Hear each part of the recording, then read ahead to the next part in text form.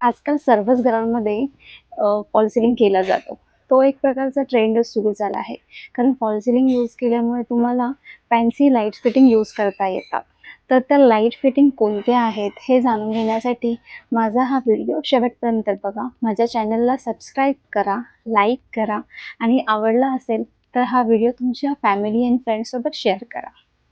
तर चला बघूया आपण लाईट्सचे दोन बेसिक प्रकार जे जनरली सर्व घरांमध्ये यूज केले जातात.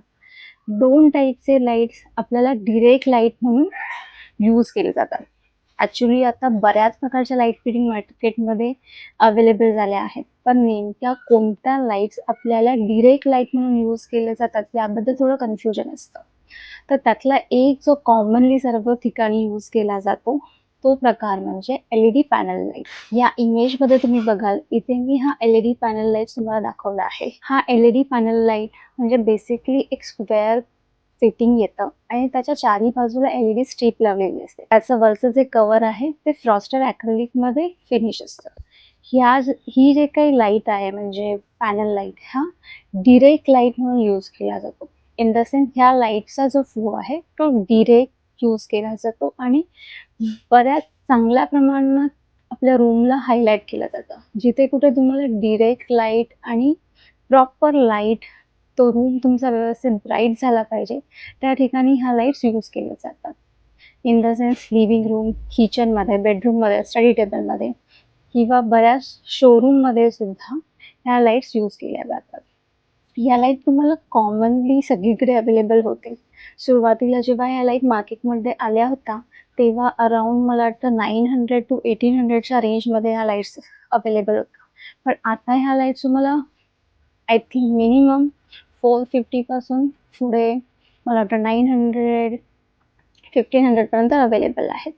ह्या बऱ्याच ब्रँडमध्ये ह्या लाईट्स अवेलेबल आहेत. बेसिकली ह्या लाईट जेव्हा आपण बाय करतो तेव्हा म्हणजे जनरली या फिटिंग्सला कधीच काही होत नाही. त्यातल्या आतमध्ये हा जो एक ड्रायव्हर आहे तो खराब होतो किंवा तो एक कालांतराने 2-3 वर्षानंतर खराब होऊन जातो. तर तो तुम्ही चेंज करू शकता. जो ड्रायव्हर आहे तो तुम्ही ब्रँडेड कंपनीमधून घ्या हे माझं सजेशन असेल.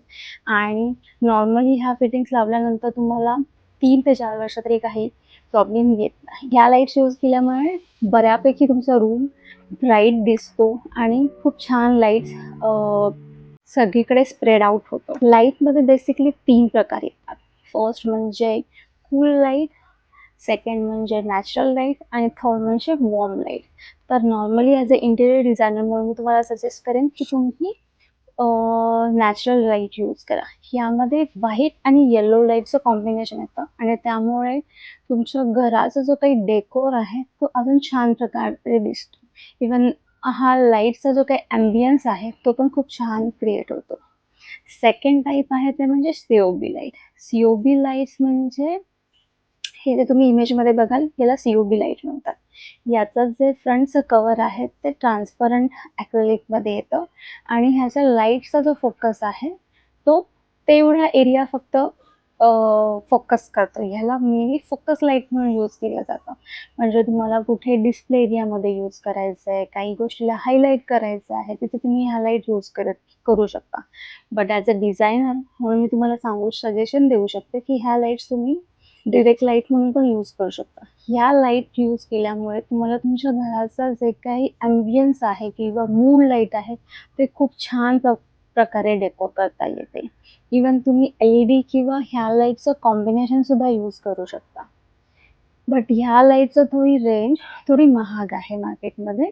ह्या लाईट अराउंड मला वाटतं 2200 ते 2000च्या पुढे ह्याची मिनिमम स्टार्टिंग रेंज आहे आणि व्हेरियस टाईपमध्ये त्याचे फीचर्स किंवा त्याचे टाईप्स अवेलेबल आहेत.